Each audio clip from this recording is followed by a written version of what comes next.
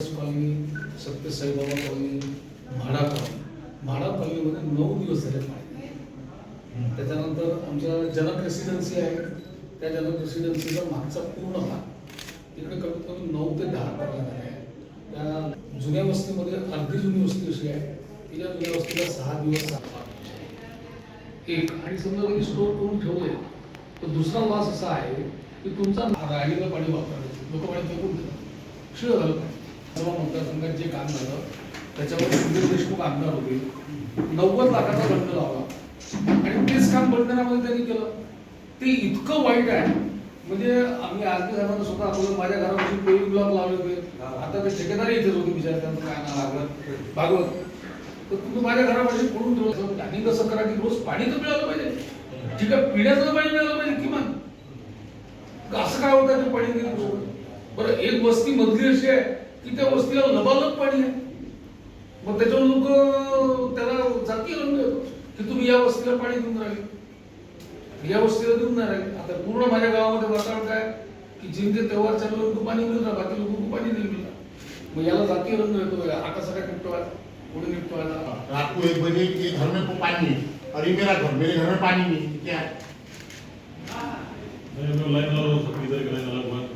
Sir? लेकिन उनका 3-3 घंटे, हमारे आधा घंटा नहीं. मैंने कितने बार अपने साहब ने बहुत कोशिश किया, ये पाइप डाल, वो पाइप डाल, इधर से कर, वो किया उन्होंने, लेकिन पानी नहीं है तो क्या कर जाएंगे? आणि सर वेळ नाही ना, कधी पण नोट होते 5 दिवसांना एक टाइम सर करना चाहिए. रात को 3 बजे 1 बजे लगते हैं पानी बसलेले आहे.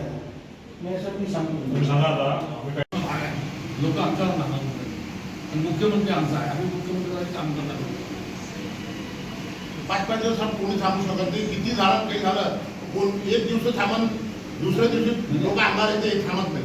त्याला विचारला तो बसला टाका, त्याला विचारलं कसं करते लोक. आरती साहेबांचं उत्तर हे फक्त टाकी भरली नाही. तुम्ही झाले सगळे चांगले माणसं आहेत, तुम्हालाही कळतं. आम्ही तुमच्या बडनेरा विधानसभा मतदारसंघातील जो अमरावती शहराचा भाग आहे त्या संपूर्ण भागामध्ये गेल्या 2-3 महिन्यांपासून पिण्याच्या पाण्याचा बिकट प्रश्न निर्माण झालेला आहे आणि पूर्ण शहरामध्ये भयंकर मोठी ओरड आहे.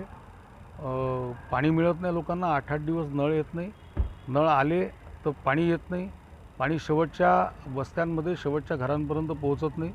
त्यामुळे उन्हाळा यावर्षी मार्चमध्येच खूप तापायला लागलेला आहे आणि लोकांना पाण्याची मोठी समस्या होते आहे. आणि म्हणून आज जीवन प्राधिकरणच्या ऑफिसमध्ये जीवन प्राधिकरणचे अधीक्षक अभियंता, कार्यकारी अभियंता, उपअभियंता आणि जे संबंधित अधिकारी आहे त्या अधिकाऱ्यांसोबत मी वेगवेगळ्या नगरातले वेगवेगळ्या परिसरातल्या सगळ्या नागरिक बंधूंसोबत त्यांच्यासोबत आज बैठक घेतली.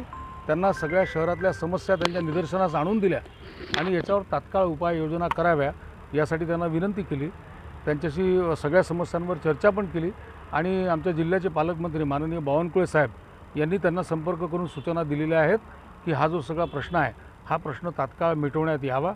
किमान 1 दिवसाआड पाणी नियमितपणे सगळ्यांना मिळालं पाहिजे या तऱ्हेचं निवेदन मी त्यांच्याकडे केलेलं आहे, ही मागणी मी त्यांच्याकडे केली आहे आणि त्यांनी मला भरीव आश्वासन दिलं आहे की किमान 1 दिवसाआड पाणी या संपूर्ण भागाला मिळेल.